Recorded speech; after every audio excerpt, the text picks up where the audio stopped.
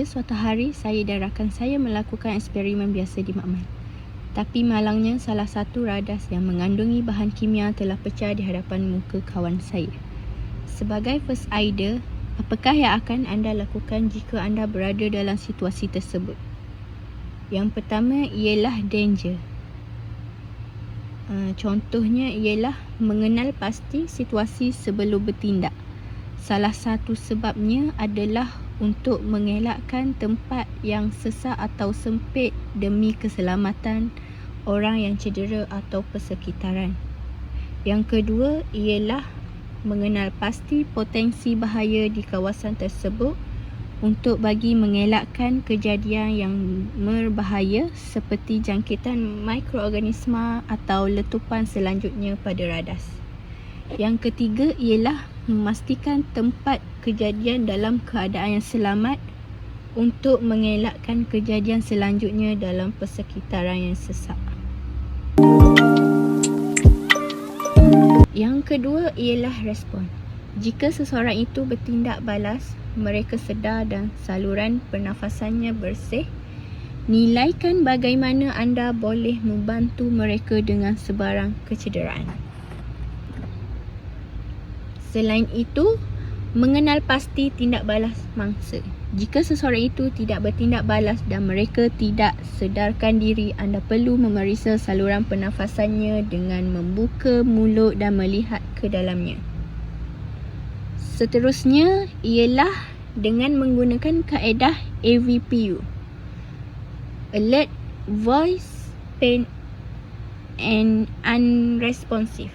Kaedah tersebut digunakan untuk mempercepatkan dan memudahkan tentang tahap kecederaan individu terutamanya dalam situasi kecemasan.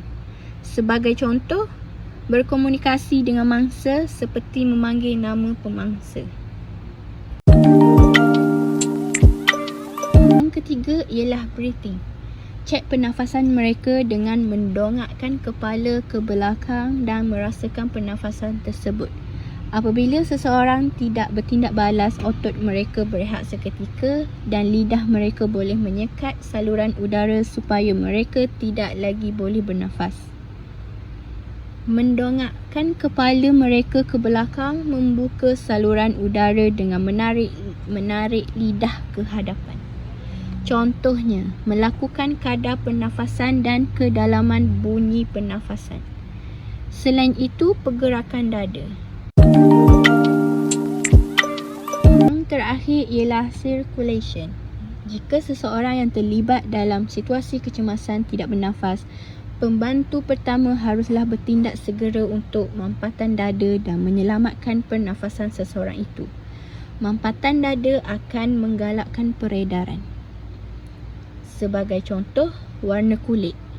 Cek warna kulit pemangsa dan bandingkan. Perhatikan perubahan warna seperti pucat, sianosis, kebiruan, jaundice, kekuningan atau eritema, kemerahan. Yang kedua ialah tekanan darah. Sebagai contoh, tarik nafas perlahan dan dalam melalui hidung dan hembus melalui mulut. Ini dapat membantu menurunkan tekanan darah dengan mengurangkan tekanan dan ketegangan. Meletakkan pad ais atau tuala sejuk pada luka untuk menyempitkan saluran darah dan menurunkan tekanan darah. Langkah untuk menghentikan pendarahan terbahagi kepada 4, iaitu direct pressure. Contoh, lakukan direct pressure pada luka untuk menghentikan pengaliran darah. Yang kedua, tutup luka dengan kain bersih atau kain kasar steril.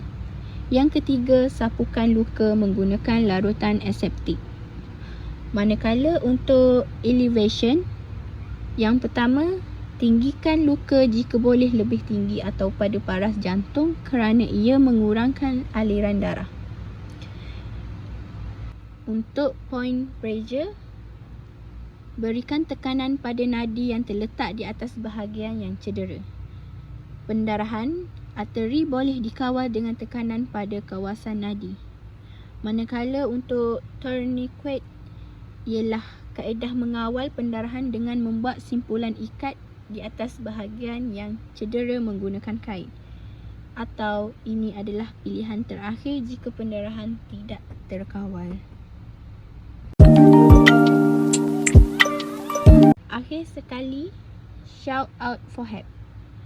Bantuan pertama dan segera diberikan mana-mana orang yang menghadapi sama ada penyakit atau kecederaan ringan atau serius dengan penjagaan yang disediakan untuk menyelamatkan nyawa, mencegah keadaan daripada menjadi lebih teruk atau untuk menggalakkan pemulihan sehingga perkhidmatan perubatan tiba.